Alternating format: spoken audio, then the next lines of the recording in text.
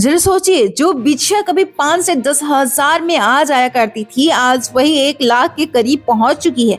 जो सोना कभी सेफ इन्वेस्टमेंट कहा जाता था, आज वो सुपर पावर एसेट बन चुका है। हर गली, हर बाजार, हर ज्वेलरी शॉप पर बस एक ही सवाल गूंज रहा है, अब सोना और चांदी कहाँ तक जाएंगे? और सबसे बड़ा सवाल, फरवरी 2026 में खरीदें या इंतजार करें? अगर बात करें लखनऊ के सराफा बाजार की, तो यहाँ हालात कुछ अलग ही कहानी बयां कर रहे हैं।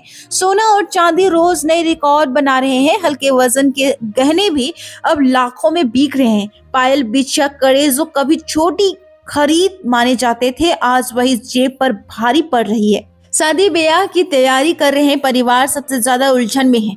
कम वजन बनवाएं या इंतजार करें? हैरानी की बात यह है कि इतनी ऊंची कीमतों के बावजूद बाजार में रौनक कम नहीं हुई है। लोग ज्वेलर्स के पास जा रहे हैं, पूछ रहे हैं भैया आगे और बढ़ेगा क्या, लेकिन कारोबारी भी साफ कर रहे हैं, गारंटी अब कोई नहीं दे सकता। हाँ, इतना जरूर है, हल्की गिरावट आई भी तो सोना पुराने सस्ते स्तरों पर लौटता नजर नहीं आ रहा। बुलियन एक्सपर्ट की माने तो फरवरी 2026 तक सोना 1,50,000 प्रति 10 ग्राम या उससे ऊपर भी जा सकता है। कुछ एक्सपर्ट तो यह भी कह रहे हैं कि अगर यही रफ्तार बनी रही तो 2 लाख नामुमकिन नहीं है। खास बात यह है कि जिस लेवल का अनुमान दिसंबर 2026 के लिए लगाया गया था, सोना वहां पहले ही पहुंच चुका है।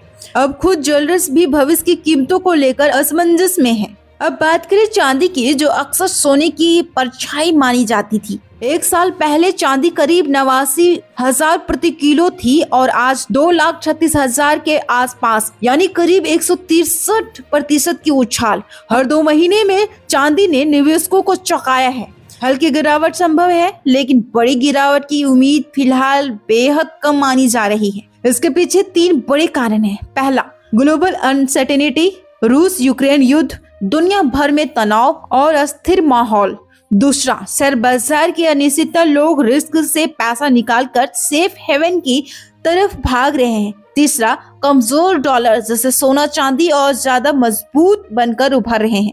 एक्सपर्ट्स की राय साफ है, जल्दबाजी सबसे बड़ा नुकसान है।